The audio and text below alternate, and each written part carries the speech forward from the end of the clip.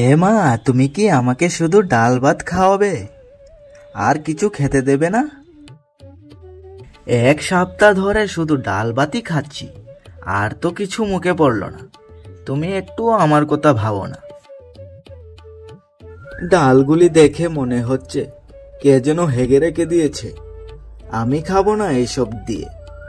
আমার জন্য পাঁঠার মাংস রেঁধে দাও, না হলে কিন্তু ঘরে আজকে তুফান আসবে।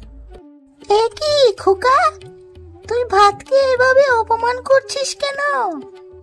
কত মানুষ আছে আমাদের আশেপাশে যারা এক বেলা খেয়েও বেঁচে থাকে, তারা 2 বেলা খেতে পারে না ভালো করে। এভাবে ভাতটাকে অপমান করিস না বাবা। অপমান করবো নাতে কি করব? তুমি রোজ রোজ আমাকে ডাল ভাত খেতে দাও কেন? আমার কি ভালো লাগে এসব ডাল ভাত? আচ্ছা বাবা, তুই কষ্ট করে এখন একটু খেয়ে নে ডাল দিয়ে।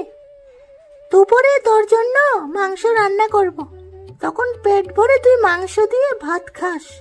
ঠিক আছে, এখন খেয়ে নে। ঠিক আছে মা, আমি এখন খেয়ে নিচ্ছি ডাল দিয়ে ভাত।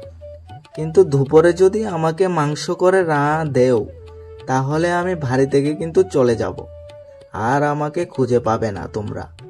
ঠিক আছে, এখন তাহলে খাই আমি। বাবা আমার লক্ষ্মী শোনা গো, খেয়ে নে বাবা। দুপুরে তোকে মাংস দিয়ে খাওয়াবো, এখন কষ্ট করে খেয়ে নে।